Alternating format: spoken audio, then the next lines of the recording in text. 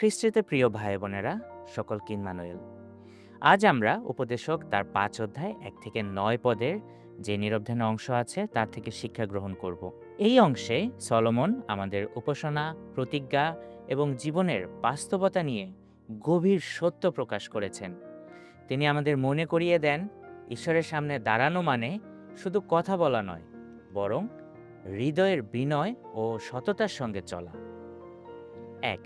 ঈশ্বরের ঘরে প্রবেশের মনোভাব। আমরা ৫ অধ্যায় ১ পদে দেখি সলোমন বলেন, তুমি যখন ঈশ্বরের ঘরে যাও তখন সাবধান হও।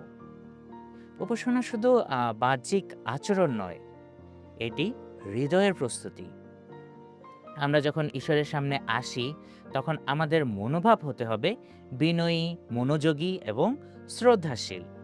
অনেক সময় আমরা তাড়াহুড়া করে আসি, কিন্তু ঈশ্বর চান আমরা তার বাক্য শুনি এবং তা মানি। ২. কথার সংযম। ৫ অধ্যায় ২ পদে ৫ অধ্যায় ২ থেকে ৩ পদে উপদেশক তার ৫ অধ্যায় ২ থেকে ৩ পদে ঈশ্বরের সামনে তাড়াহুড়ো করে কথা বলো না, এই কথাটি লেখা আছে। আমরা প্রায়ই অনেকে প্রতিজ্ঞা করি, অনেক কথা বলি, কিন্তু তা পালন করি না।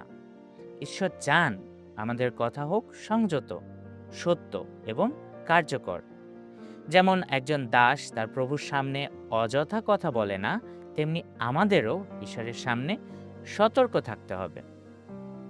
৩. প্রতিজ্ঞার গুরুত্ব। আমরা সেই উপদেশক তার ৫ অধ্যায় ৪ থেকে ৬ পদে প্রতিজ্ঞার মানে ঈশ্বরের কাছে একটি প্রতিশ্রুতি তা দেখি। যদি আমরা প্রতিজ্ঞা করি তবে তা পালন করতে হবে। প্রতিজ্ঞা ভঙ্গ করা ঈশ্বরকে অসম্মান করা। অনেক সময় আমরা আবেগে প্রতিজ্ঞা করি, কিন্তু পরে ভুলে যাই। সলোমন সতর্ক করেন, এটি ঈশ্বরের কাছে গুরুত্বপূর্ণ অপরাধ।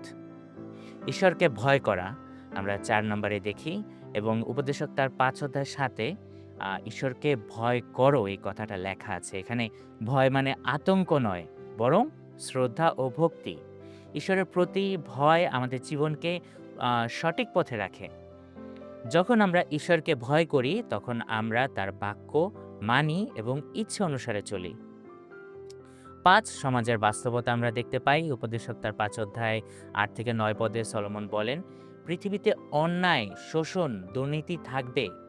আমরা প্রায় দেখি ক্ষমতাবানেরা দুর্বলের উপর কি করে? অত্যাচার করে। কিন্তু সলোমন মনে করিয়ে দেন যে ঈশ্বর সব কিছু দেখেন। আমাদের দায়িত্ব হলো ন্যায়ের পথে চলা, অন্যায়ের বিরুদ্ধে দাঁড়ানো এবং ঈশ্বরের উপর আস্থা রাখা। পরিশেষে প্রিয় ভাই বোনেরা, বলতে চাই যে উপদেশক তার ৫ অধ্যায় ১ থেকে ৯ পদে আমাদের ৩টি বড় শিক্ষা দেয়। ১. ঈশ্বরের সামনে বিনয়ী ও সতর্কভাবে দাঁড়াতে হবে। ২. প্রতিজ্ঞা করলে তা অবশ্যই পালন করতে হবে। এবং ৩. সমাজে অন্যায় থাকলেও আমাদের মনে রাখতে হবে যে ঈশ্বর সর্বশক্তিমান এবং বিচারক, এবং সেভাবে আমাদের চলতে হবে। আমরা যেন প্রতিদিন ঈশ্বরের সামনে সততা, বিনয় এবং ভক্তি নিয়ে চলি। আমাদের কথা যেন কম হয়, কিন্তু আমরা যাতে কাজ বেশি করি। ঈশ্বর তার এই বাক্য দ্বারা আমাদের প্রত্যেককে আশীর্বাদ করুন। আমাদের দিন শুভ হোক। আমেন।